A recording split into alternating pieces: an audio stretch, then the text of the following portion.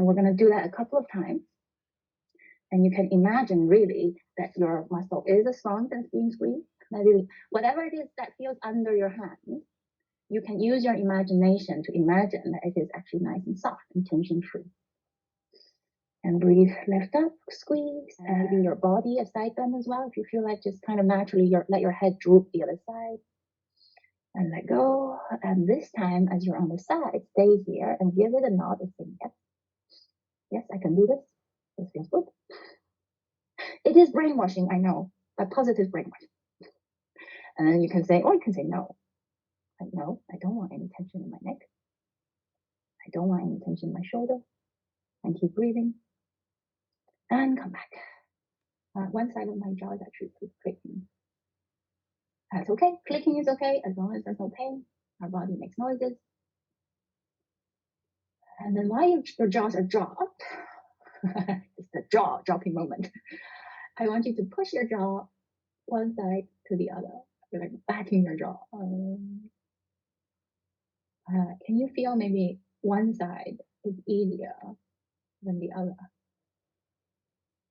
But if you can align those points with those two fingers, yeah, great job.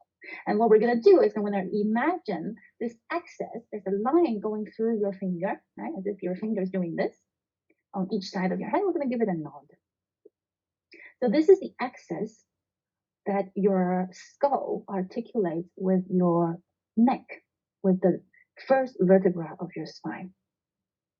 And if you can even imagine your head, the front of your head and the back of your head like a seesaw, moving up and down. Oh, this feels so good. The wrist a little. I'm going to give it a little safety feeling. And we can, when you go this way, you can push with your thumb and pull and push and pull and push. The pelvis, that's your body and that's your legs. And in between, you have your pelvis.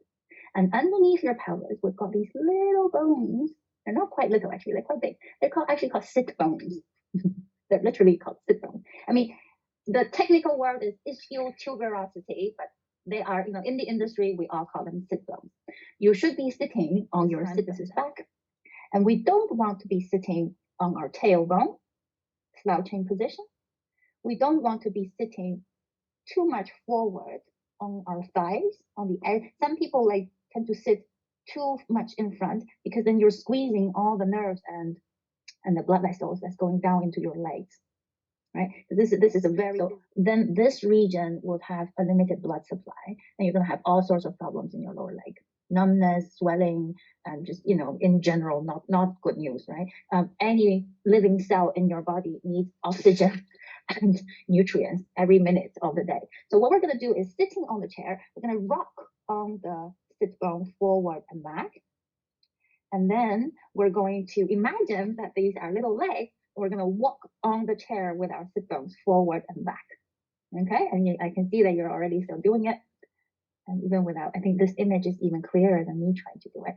And we're going to rock forward. Find where the femur head is. Okay, so the femur head is here, not here. This is your greater trochanter. It is quite narrow in your body, quite narrow in your. So expect to get up a little higher, and you can now imagine your sit bones like little rocket boosters, like shooting you up. 3, 2, 1, and high enough to your femur head, and back down again, and high enough to your femur.